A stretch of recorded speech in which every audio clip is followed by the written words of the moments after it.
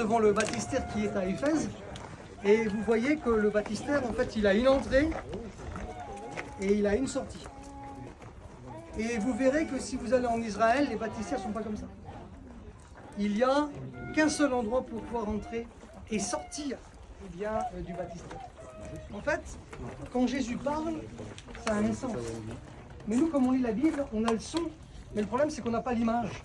Et ce qui fait qu'on ne comprend pas forcément ce que le Seigneur Jésus est celui qui dit quand il parle du chemin étroit et resserré et large et spacieux, le chemin qui mène à la mort. En fait, en Israël, les baptistères, ici, c'est plus large. Et vous avez une partie qui est avec des escaliers, mais qui est large, qui symbolise le chemin large et spacieux. Mais lorsqu'on rentrait dans le baptistère, à ce moment-là, on devait s'immerger complètement. Et là, on faisait un demi-tour à 360 degrés, qui est le symbole de la conversion.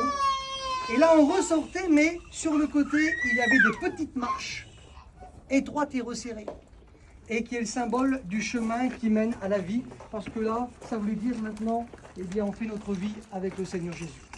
Donc il y a une distinction entre le baptistère chrétien que l'on voit du IVe siècle à Éphèse et les baptistères qui sont dans le pays d'Israël.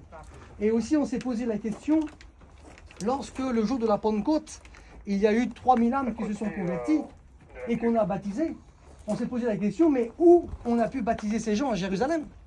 Où trouver des baptistères pour baptiser 3000 personnes? Mais dis-toi, c'était un seul baptistère pour baptiser 3000 personnes, le temps que ça va prendre. En fait, on a découvert à Jérusalem un endroit qui se trouve dans la direction du mont des Oliviers, juste en entrant dans la vieille ville de Jérusalem. C'est pas très loin du mur des Lamentations. C'est là où c'est qu'il y a ces 3 voûtes qu'on appelle les chemins, vérité et vie. Et puis là, on a découvert devant des dizaines et des dizaines de mikvés qui servaient pour l'immersion des Juifs, pour leur purification, pour entrer dans le temple. Mais l'on croit que c'est ces mikvés-là qui ont servi pour baptiser les 3000 de la Pentecôte, parce que sinon, on ne sait pas comment ils auraient pu les baptiser, alors qu'on a découvert des dizaines et des dizaines de baptistères là-bas à Jérusalem, dans l'endroit où ils se sont convertis. Voilà, que Dieu vous bénisse.